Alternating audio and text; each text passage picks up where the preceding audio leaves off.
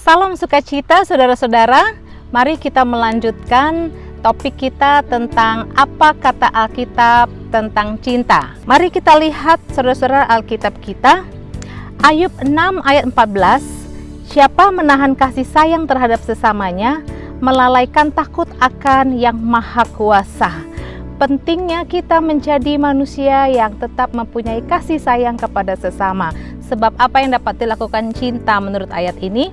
Bila duka cita dan kekhawatiran melanda kehidupan, dukungan dan cinta persahabatan membuat semua kesulitan dapat diatasi. Tentunya kita semua pernah mengalaminya dan mengaminkan hal ini, bahwa betapa dukungan, kasih sayang, cinta dari rekan-rekan kita ketika kita mengalami duka cita, kekhawatiran, itu sangat menolong dan sangat membantu. Dan berikutnya saudara-saudara, apa kata Alkitab tentang cinta? Orang yang jatuh cinta akan melihat hal-hal yang baru setiap kali memandang orang yang ia cintai. Kidung Agung 2 ayat 2, seperti bunga bakung di antara duri-duri, demikianlah manisku di antara gadis-gadis. Saudara-saudara, kalau kita benar-benar mencintai seseorang, setiap kali kita melihat, kita memandang, setiap waktu akan muncul hal-hal baru yang positif dari orang tersebut. Bukan sebaliknya. Jangan sampai saudara-saudara ada kekasih kita atau ada orang yang kita cintai atau ada pasangan kita, ketika berada di sekitar orang lain justru keburukan-keburukan saja yang bisa kita lihat. Justru orang lain kita bisa lihat positifnya. Kekasih kita sendiri, orang yang kita sayangi, malah semakin pudar apa yang positifnya. Alkitab mengatakan seperti bunga bakung di antara duri-duri, demikianlah manisku di antara gadis-gadis. Orang yang kita kasih, orang yang tetap terbaik, orang yang tetap termanis, yang terindah di antara siapapun juga. Nah, kemudian saudara-saudara, apa kata Alkitab tentang cinta? Cinta itu seperti cahaya, sesuatu yang dikenal oleh setiap orang. 1 Yohanes 1 ayat 5, dan inilah berita yang telah kami dengar dari Dia dan yang kami sampaikan kepada kamu, Allah adalah terang dan di dalam Dia sama sekali tidak ada kegelapan. Saudara-saudara, kita tahu Allah adalah kasih dan ayat ini mengatakan Allah adalah terang. Jadi kasih itu, cinta itu seperti cahaya, dia akan terang, dia akan bersinar dan dia akan dikenal oleh setiap orang. Kalau kita ada kasih, setiap orang sekitar kita pasti bisa merasakannya. Dan saudara-saudara, berikutnya, jika hendak membangun dasar yang teguh dalam persahabatan, kita harus mengasihi semua sahabat demi kepentingan mereka, bukan untuk kepentingan kita. Dengar baik saudara-saudara, ada banyak persahabatan, ada banyak hubungan pertemanan atau ada banyak hubungan sosial yang kemudian runtuh, yang kemudian putus, yang kemudian berakhir. Kenapa? Di situ ada kepentingan yang tidak terpenuhi. Tetapi firman Tuhan mengatakan apa arti sebuah persahabatan? Yohanes 15 ayat 13, tidak ada kasih yang lebih besar daripada kasih seorang yang memberikan nyawanya untuk sahabat-sahabatnya. Saudara-saudara, mau saudara hubungan yang langgeng, mau hubungan jangka panjang, mau hubungan persaudaraan dan kasih sayang persahabatan itu panjang, mari kita harus mengasihi semua sahabat demi kepentingan mereka, bukan untuk kepentingan kita.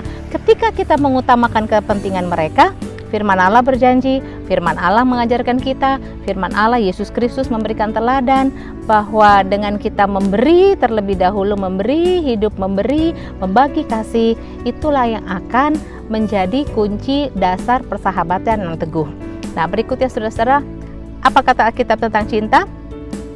Jika saya benar-benar mencintai seseorang, saya pasti akan menjaga perbuatan saya sedemikian rupa agar memberi yang terbaik untuk pertumbuhannya. Benar ya saudara? Roma 15 ayat 2, setiap orang di antara kita harus mencari kesenangan sesama kita demi kebaikannya untuk membangunnya. Saudara-saudara, jangan kita mengatakan kita sayang, kita cinta sama seseorang, kita mengasihi orang atau orang lebih dari satu, tetapi kita tidak menjaga perbuatan kita untuk tidak melemahkan orang itu.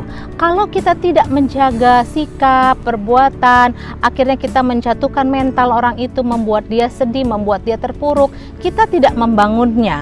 Tetapi jika kita benar-benar mengasihi seseorang, kita akan jaga sedemikian rupa perbuatan kita, tindakan kita, kesetiaan kita, agar kita dapat menjadi yang memberi inspirasi, memberi atmosfer yang baik untuk pertumbuhan rohani orang tersebut. Berikutnya saudara-saudara, 2 Timotius 1 ayat 7. Sebab Allah memberikan kepada kita bukan roh ketakutan, melainkan roh yang membangkitkan kekuatan, kasih, dan ketertiban. Di mana ada cinta dan kasih sayang, di situ kita melihat ada ketertiban, ada kekuatan, saling menguatkan, bukan saling melemahkan. Nah, saudara-saudara, kita dapat merasakan awal kehancuran cinta ketika kita merasa tidak tentram dengan pasangan kita atau dengan orang yang kita kasihi. Nah, ini begitu terasa saudara-saudara, harus segera dicarikan atau dipikirkan solusinya, jalan keluarnya. Jangan sampai ada orang-orang tertentu yang sudah bebal, sudah mulai tahu ini hubungan mengarah kepada yang tidak baik karena ada kekacauan, mulai ada ketidaktertiban, mulai ada salah satu pihak semau-maunya, memaksakan kehendaknya. Nah, di sini firman Tuhan mengatakan Tuhan itu cara bekerjanya tidak memberikan roh yang seperti itu, tidak memberikan suasana yang seperti itu. Firman Tuhan itu menyatakan kalau di mana ada roh Allah, Allah itu memberikan atmosfer atau suasana roh yang membangkitkan kekuatan. Lalu roh yang membangkitkan kita merasa semakin dikasihi. Dan di situ, di mana ada kasih, ada segala sesuatu yang teratur, yang tertib, ada kesepakatan. Nah, saudara-saudara, mari kita mulai peka. Kalau kita mau mengasihi, kalau kita mau hidup di dalam cinta kasih, kita mulai peka ketika ada awal sedikit saja kehancuran cinta kita tidak tentram, maka berdoalah dan carilah segera solusinya dan kembali memprioritaskan, kembali menganggap hubungan kasih sayang itu yang utama. Nah, mengapa itu penting saudara-saudara? Karena yang berikutnya ini, Pengkhotbah 4 ayat 10. Karena kalau mereka jatuh, yang seorang mengangkat temannya, tetapi wahai orang yang jatuh, yang tidak mempunyai orang lain untuk mengangkatnya. Firman Allah mengatakan dalam kitab Pengkhotbah, berdua lebih baik daripada sendiri. Yang tadi saya katakan, cinta itu harus diprioritaskan. Ketika mulai ada gangguan atau mulai ada penurunan, itu harus dicari solusi. Kenapa? Karena dengan cinta itu, cinta memenuhi dan menyelesaikan banyak hal ketika salah satu dari pasangan tidak berdaya dan tidak berpengharapan. Di mana ada cinta, pasti kita bisa memberikan satu kemudahan untuk orang yang sedang mengalami kelemahan, yang keterpurukan, merasa tidak berdaya dan tidak berpengharapan. Cinta itu dapat menguatkan orang tersebut. Pegang janji firman Tuhan ini, karena kalau mereka jatuh, yang seorang dapat mengangkat temannya yang lain. Tetapi wahai orang yang jatuh, kalau dia tidak punya siapa-siapa, yang tidak punya orang lain untuk mengangkatnya, ya, sangat prihatin saudara-saudara. Berikutnya, cinta adalah satu-satunya usaha yang sangat boros. Namun meskipun cinta itu diberikan, dibuang, disebar, dikosongkan dari perbendaharaan Anda akan memiliki lebih banyak dari semula. Artinya cinta ini adalah satu harta yang tidak akan pernah habis. Semakin diberikan, semakin kita akan memilikinya berlimpah-limpah. Semakin kita keluarkan, semakin kita sebarkan, semakin kita buang, semakin kita bagikan kepada orang, itu kita tidak akan punya perbendaharaan yang semakin berkurang, tetapi semakin bertambah. Lukas 6 ayat 38 yang sering juga orang mengartikan ini tentang adalah persembahan, dan ini juga berlaku untuk cinta kasih kita. Lukas 6 ayat 38, berilah dan kamu akan diberi. Satu takaran yang baik, yang dipadatkan, yang digoncang, dan yang tumpah keluar akan dicurahkan ke dalam ribaanmu. Sebab ukuran yang kamu pakai untuk mengukur akan diukurkan kepadamu. Ini bicara tentang satu janji berkat kelimpahan yang akan dipadatkan, dan habis dipadatkan, digoncangkan, itu akan melimpah dari perbendaharaan saudara, dari ribaan saudara. Kenapa?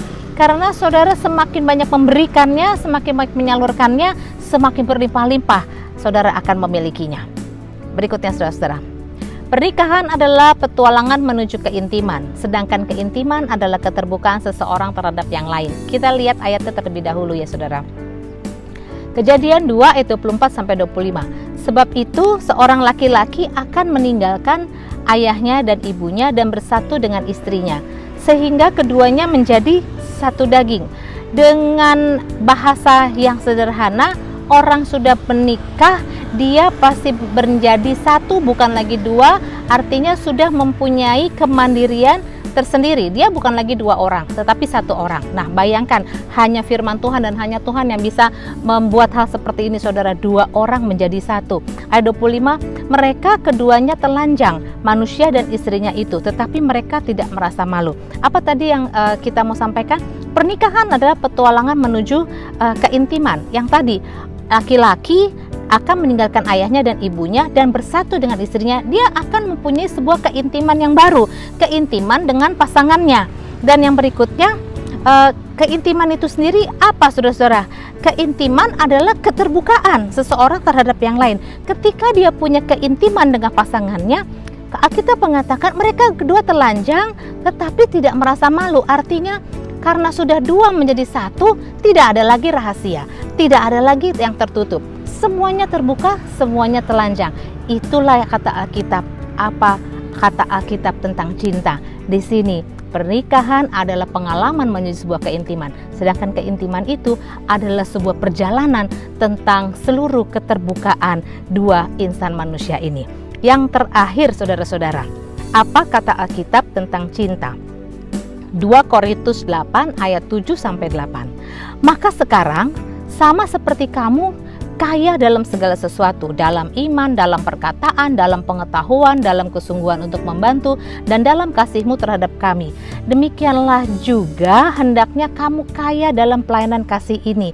Ini Alkitab ini berbicara tentang pemberian, saudara-saudara, pemberian yang real. Ayat 8, aku mengatakan hal ini bukan sebagai perintah, melainkan dengan menunjukkan usaha orang-orang lain untuk membantu. Aku mau menguji keikhlasan kasih kamu. Kalau kasih kita ikhlas, di mana ada kasih, di sana ada pemberian. Mungkin kita sering dengar pepatah ini atau pencerahan ini ya, bahwa Anda dapat memberi tanpa mengasihi, tetapi Anda tidak dapat mengasihi tanpa memberi. Hai orang, hai engkau yang banyak uang, yang banyak harta, jangan bangga dulu kalau Anda memberi banyak, karena Anda dapat memberi tanpa punya rasa kasih. Dan wahai engkau orang yang tidak merasa punya banyak harta, namun engkau tidak bisa memberi, ini pesannya. Tidak ada orang yang terlalu miskin untuk memberi. Di mana ada kasih, Anda pasti punya kemampuan untuk memberi. Memberi bukan bicara tentang besar atau kecilnya. Yang pasti adalah Anda dapat memberi tanpa mengasihi, tetapi Anda tidak mungkin dapat mengasihi tanpa memberi. Nah, saudara-saudara, kiranya semua pesan tentang kasih ini, baik yang hari ini maupun yang kemarin-kemarin, hari ini sudah hari keempat, kiranya semuanya ini dapat menyejukkan hati kita. Kiranya firman Tuhan ini dapat membawa kita menjadi orang yang lebih paham bahwa cinta kasih itu penting, bahwa kasih sayang itu penting. Bahkan hal itu adalah hal yang utama. Kenapa? Firman Allah dengan jelas mengatakan Allah itu adalah kasih. Nah, demikian saudara-saudara, saya berdoa supaya Roh Kudus sendiri memeteraikan sekian banyak ayat firman Tuhan tentang kasih sepanjang bulan ini, dan kita semua diberkati, kita semua dibangun menjadi jemaat Tuhan yang lebih peka akan kasih Bapa, kasih kepada sesama, kasih kita kepada keluarga, kepada jemaat, dan kepada semua orang. Nah, di akhir firman Tuhan ini, saya mau mengajak saudara-saudara menyanyikan sebuah pujian bersama-sama. Tuhan Yesus memberkati kita semua.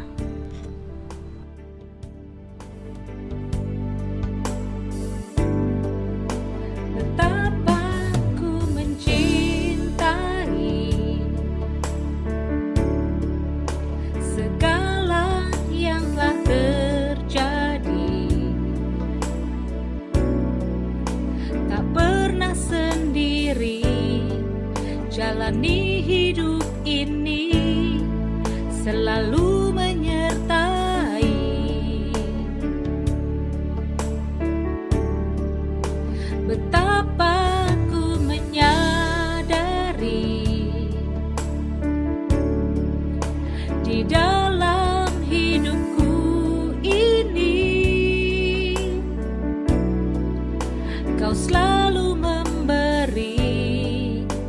rancangan terbaik oleh karena kasih.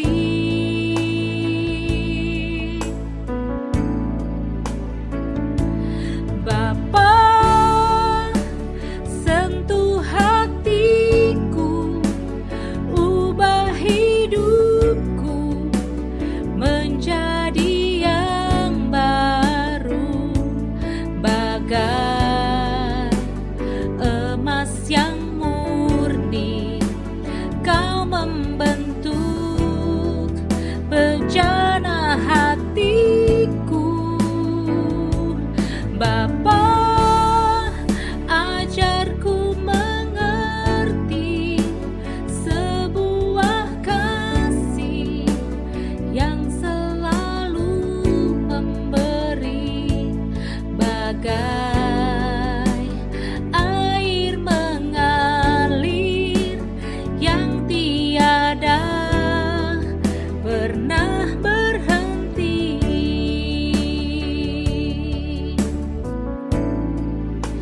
Betapa ku menyadari di dalam hidupku ini, Kau selalu memberi rancangan terbaik oleh karena kasih.